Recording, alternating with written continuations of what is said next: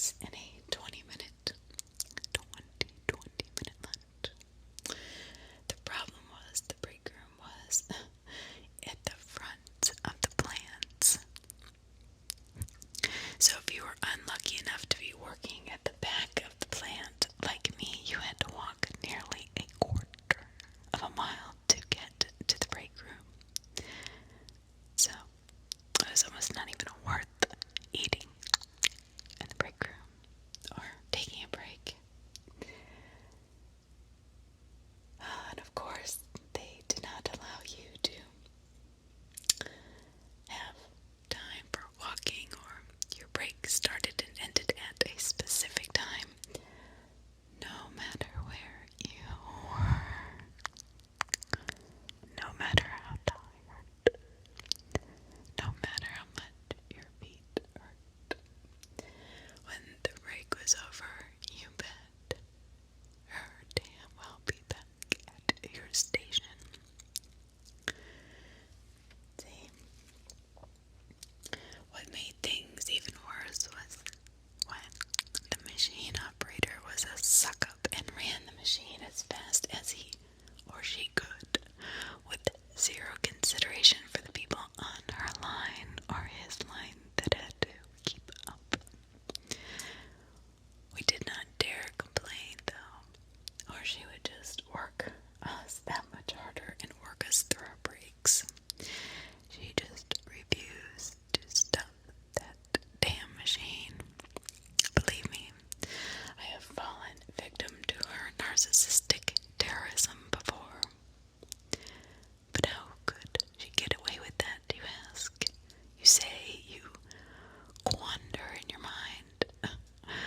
Where is the law?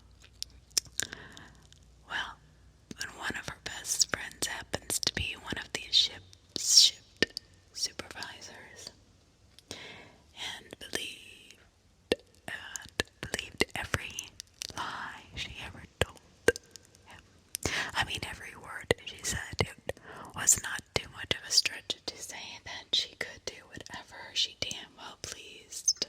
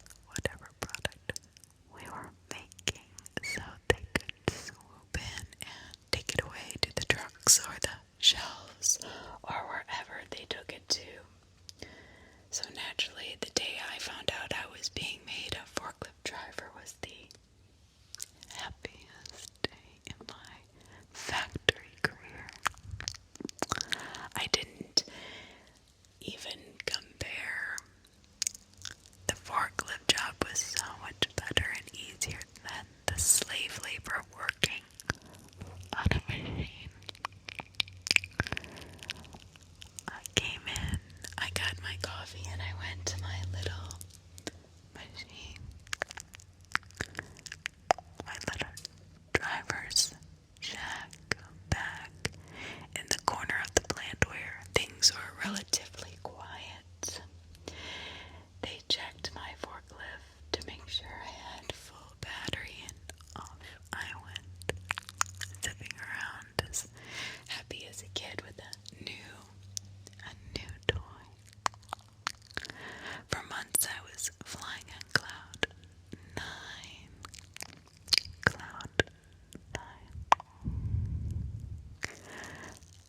Happy to come to work for the first time in a long time. I didn't think I could ever be unhappy in that job, but man, I was wrong about that.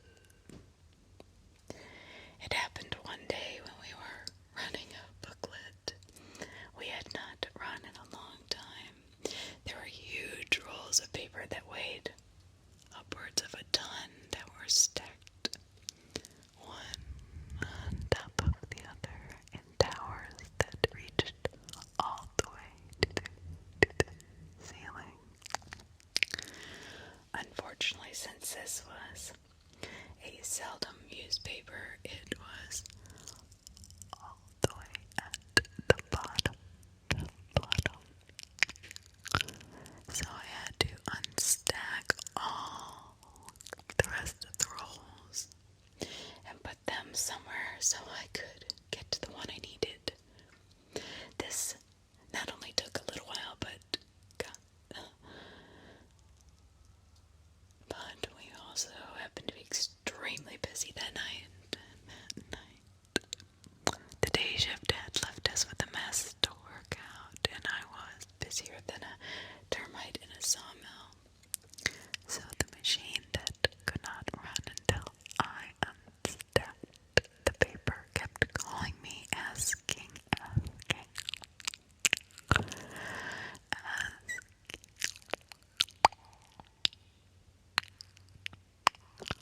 when it would be there. In the meantime, every other machine needed tending as well. It was not a good night. Of course, when you're rushing, you're more prone to making mistakes. I misread one number and brought the wrong booklets to the machine that happened to be run by the evil suck-up operator. When she started running the books, she realized they were the wrong ones. And instead of working to fix the problem, she wanted to scream at me that I was making her fall behind. I was making everyone else fall behind by tending to her problem, but she didn't care about that. I worked through both of my breaks and trying to catch up, but nothing and nobody seemed to care. Once all the little whiners were happy, I went back to unstacking the paper rolls. When I finally got to the bottom roll, I noticed something strange. There was a place that seemed unnaturally dark. Now, don't get me wrong, when you are dealing with towers of paper rolls that stretch to the ceiling, there are plenty of times when they block out the light. The entire area where the rolls were stacked was darker for that reason. Where I had unstacked was directly beneath a light, though. But at the bottom it was dark, and there was no earthly reason why. So I got off my forklift and I grabbed my flashlight. I approached the cloud of darkness curiously,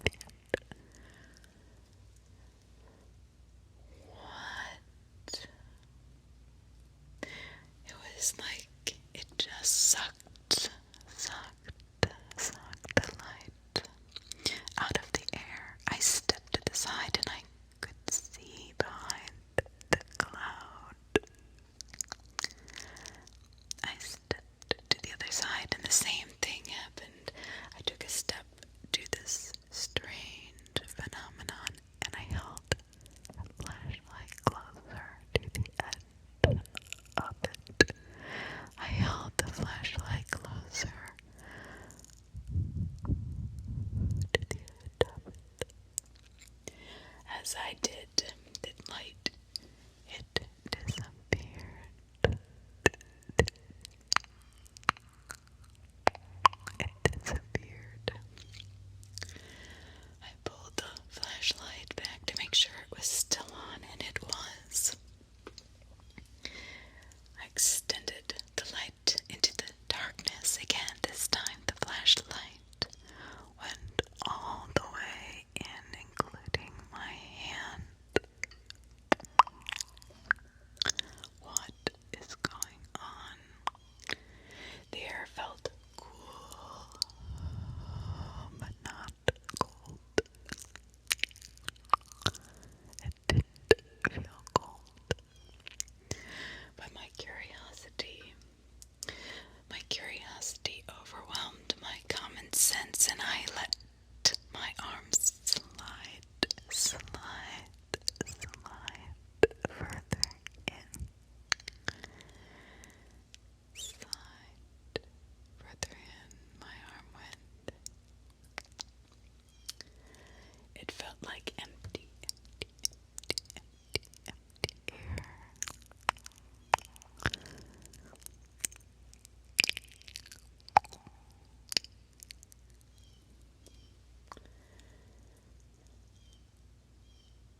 There was no obstructions and nothing touched my hand. For some reason, I felt drawn in further, like I had to know what this was. I stepped into the cloud. As soon as I did, my vision went dark, and I couldn't even see the light from the flashlight. I panicked for a moment, but felt pulled further into the darkness.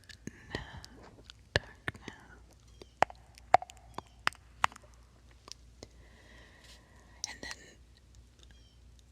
I was through. I was on the other side. I looked around and found myself still in the factory. I was where the paper rolls were stacked. I basically was in the same place, except it was different. The lights were dimmer.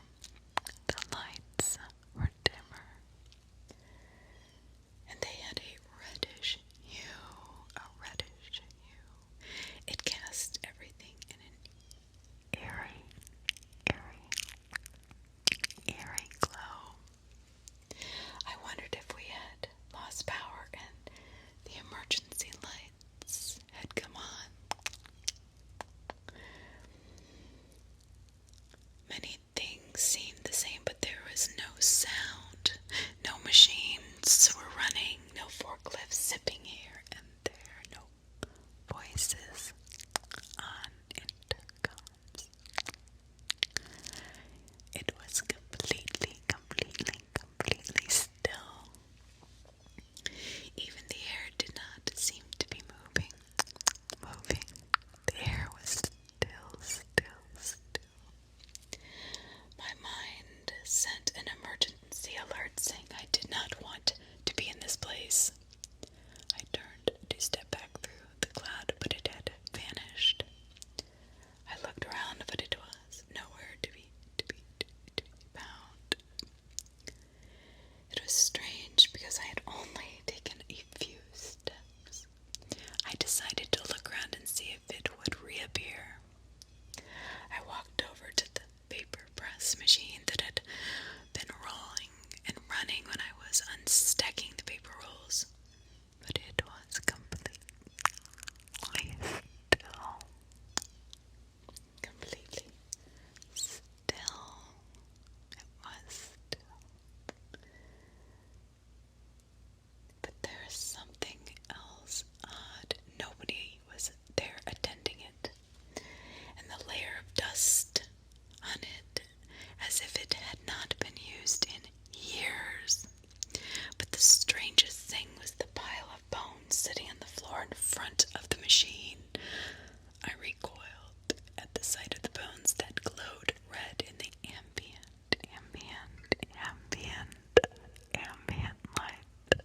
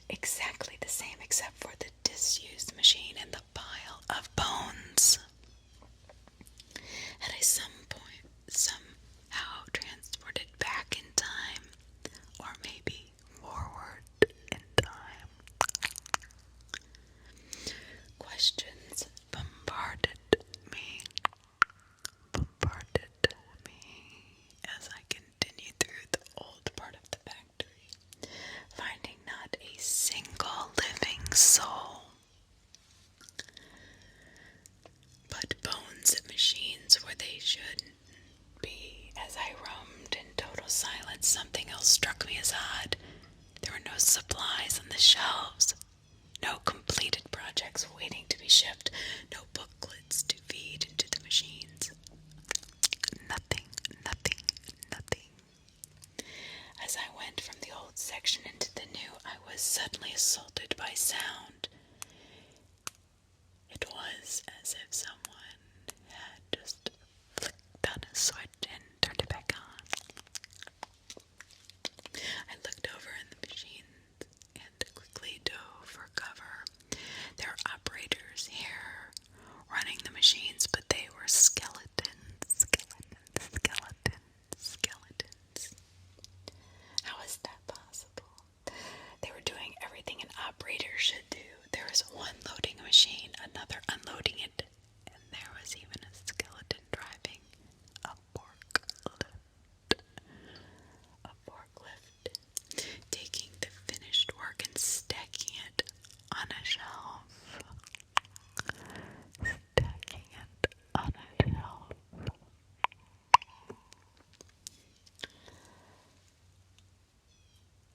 I was dumbfounded.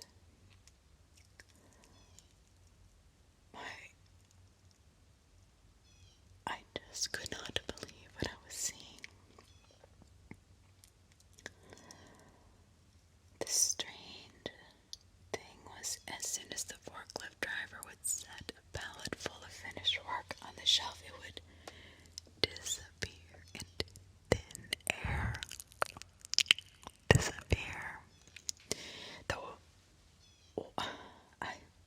This is so bizarre. I snuck past as quiet as I could a few more machines with the same bizarre crews. They were working just like any normal worker would on any given day. They just didn't have skin, muscles, eyes, or blood pumping through their veins. I hid as best I could when the forklift went past me. Then I snuck around the machine and headed towards the break room. I peeked in through the window and saw several skeletons sitting at tables the way workers would, as if taking a break. The utter impossibility of the scene was wearing on my sanity. I kept trying to wake up as though this was a nightmare, but I couldn't wake up. I could not wake up.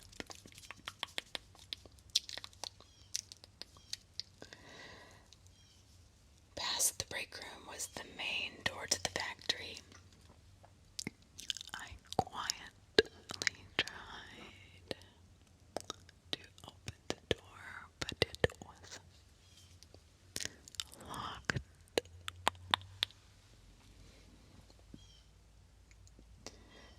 My escape blocked. I went upstairs to the offices. Usually I would not be allowed upstairs. None of us common workers were allowed upstairs unless we were summoned, which never seemed to be a good thing.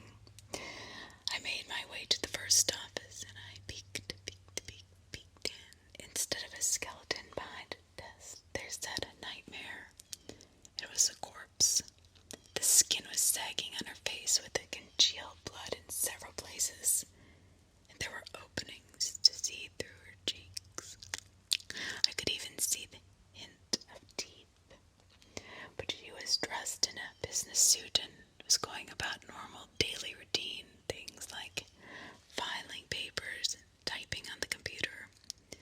Even her hands were partially covered with skin, and partially skin was rotting off her bones. I waited until her back was turned to the door and slipped past her to look into the other offices. The next few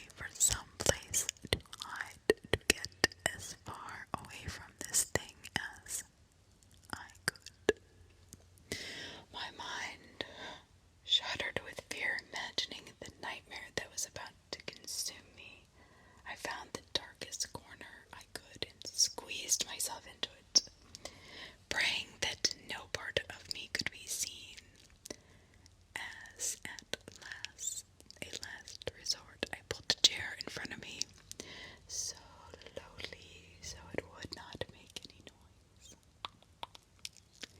A cloud of mist drifted into the room, making me freeze.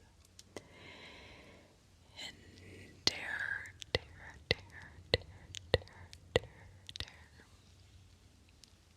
I felt the first footstep before I saw the massive footstep into the room.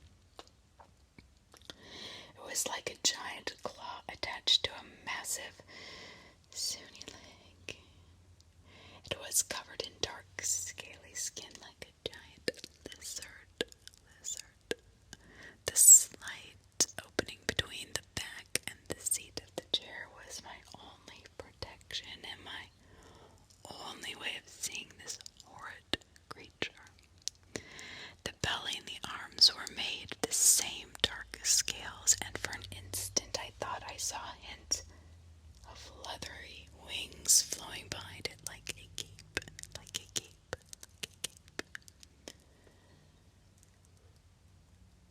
I could not see the head, and I was glad, actually, about that. I think if I had been able to, I would have screamed regardless of the danger. The clawed foot approached my hiding place. It paused in front of the chair, causing my mind to go into convulsions of fear. Somehow I had the presence of mind to hold my breath. As I breathed in slightly, the horrid stench of death assaulted my senses. It stood there for an eternity. I knew I was dead. Even worse, I felt this thing, this abomination, had the ability to rip apart my soul as well as my body. Imagination gripped me and told me all sorts of atrocities that were about to happen to me.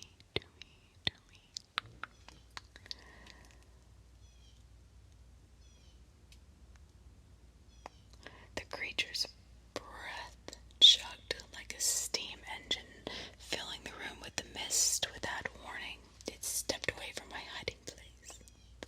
I felt the footsteps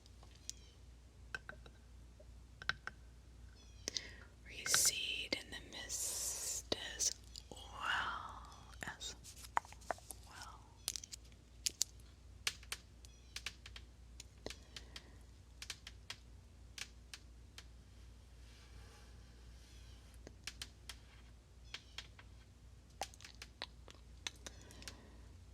I nearly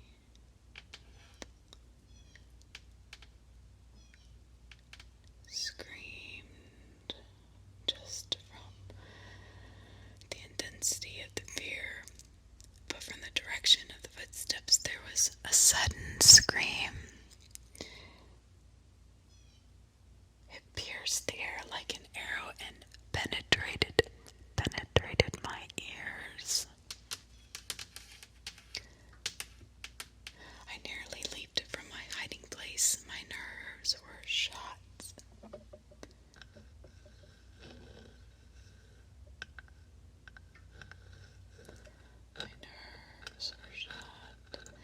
Stay or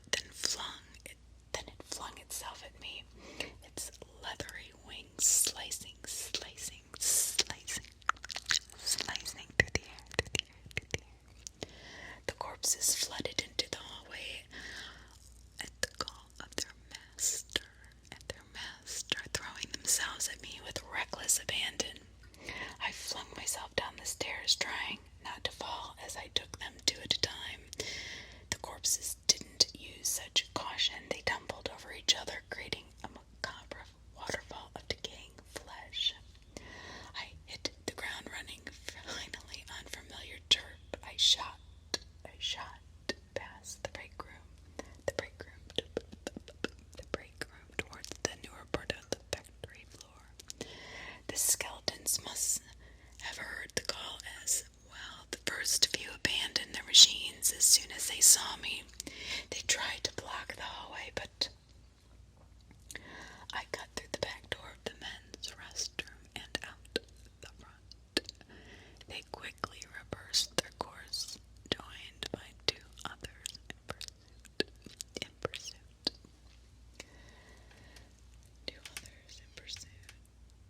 I ran into the open area of the docking bay and was able to dodge the skeletons that were now joined by the new corpses. I ran back to the old section where I knew every inch, every dark corner. Every dark corner. Every hiding place.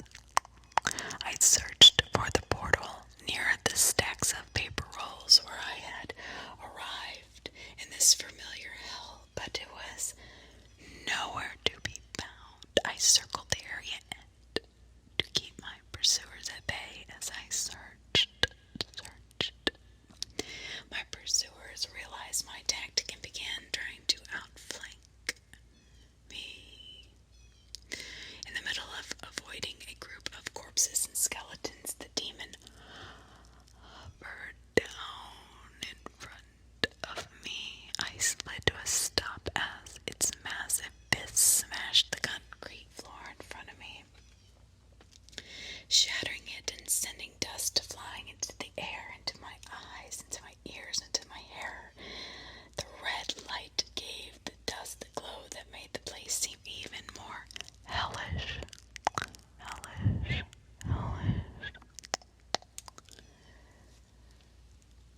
As evil as the red cloud looked, I used it to lose myself in the confusion. I dove and crawled and slid around every creature I could make out.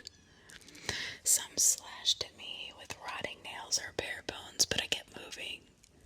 The confusion was so great that the ones who knew where I was would topple over and tangle up in those who didn't. I was able to crawl out of the throng and make my way to an exit door. I tried it. It was freaking locked.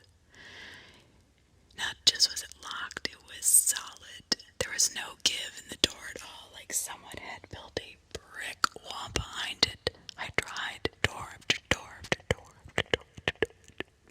That should have been to the outside. It should have led me to the outside, but they were all the same. Solid and unyielding. As I searched for the way out, the red cloud drifted towards me. They must have figured out I'd given them the slip and were back in pursuit. I tried to think of one place they would not look for me until I could plan some other way out of here. I ran to the elevator and I pressed the button. Nothing happened. I ran to the break room and desperately searched for something to pry the door open with. I found a metal butter knife and I shoved it between the doors, opening them just enough to slide my fingers in. I pulled with all my might, straining as the doors crept slowly open. I saw the first of my pursuers. I squeezed myself into the elevator car as the doors slammed shut. I collapsed to the floor and sat still. I tried to slow my breathing as quickly as I could. I pulled the flashlight out of my pocket, but it did not turn on. I did not want to risk even a sliver of light being seen from the outside. I focused on deep breathing, slow and silent. The air was close in the elevator, but at least there was no damn red glow, only darkness. But suddenly I felt panic rising in me, realizing I had not looked inside the elevator before diving into it. I held a quick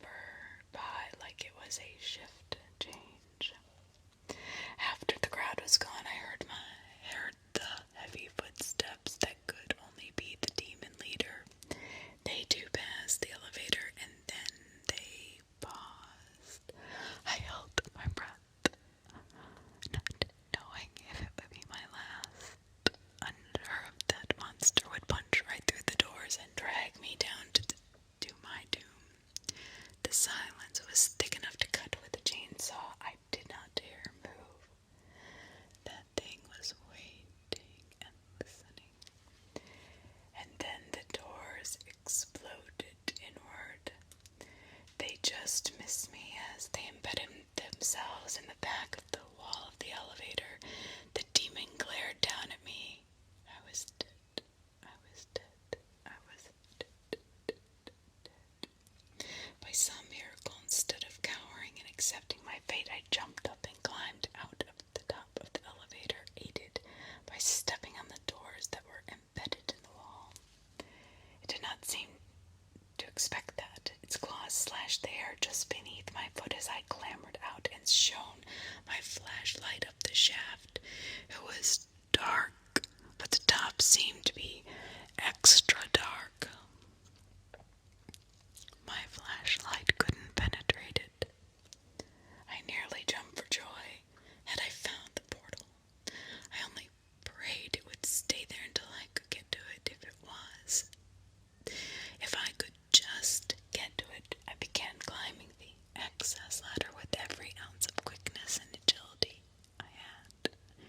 Below me, the monster was tearing the roof of the elevator to shreds, trying to get me. It became a bizarre foot race as I climbed with all my might.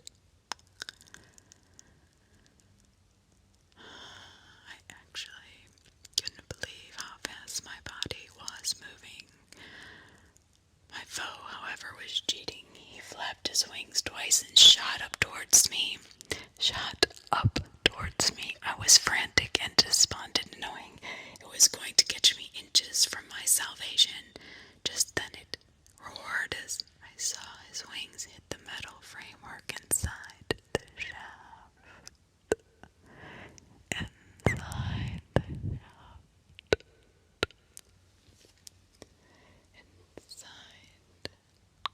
the shaft.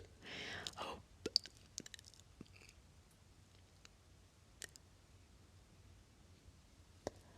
was a flame inside me as the monster's struggles gave me the precious seconds I needed. I reached the top of the ladder and flung myself into the open air above the portal. For one horrible moment, I felt myself falling, and I knew that I was wrong. This was not the portal. I was falling to my death, and the beast that pursued me. I landed hard on something solid yet oddly soft. Opening my eyes, I looked at the surface that had knocked the wind out of me. I felt it with my fingers and knew it was carpet. Behind me, someone cleared their throat. I turned to see the owner of the company sitting at his desk. I struggled to my feet, feeling the adrenaline crash coming in. Who are you and how did you get in here? He said, looking at me up and down. I opened my mouth to say something, but then he realized no matter what I said about the trauma I had just been through, he would not believe me. I was not sure I believed it myself. I smiled at him and said, "Just a lowly Morlock, sir." He growled softly, reminding me of a sound I had heard recently. I turned and left his office, glancing in at well-dressed workers as I walked through the well-lit hallways.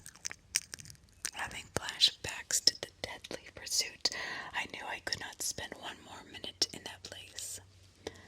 I walked out the main door, grateful that it opened, and never stepped foot back in that factory again. I still have nightmares, even months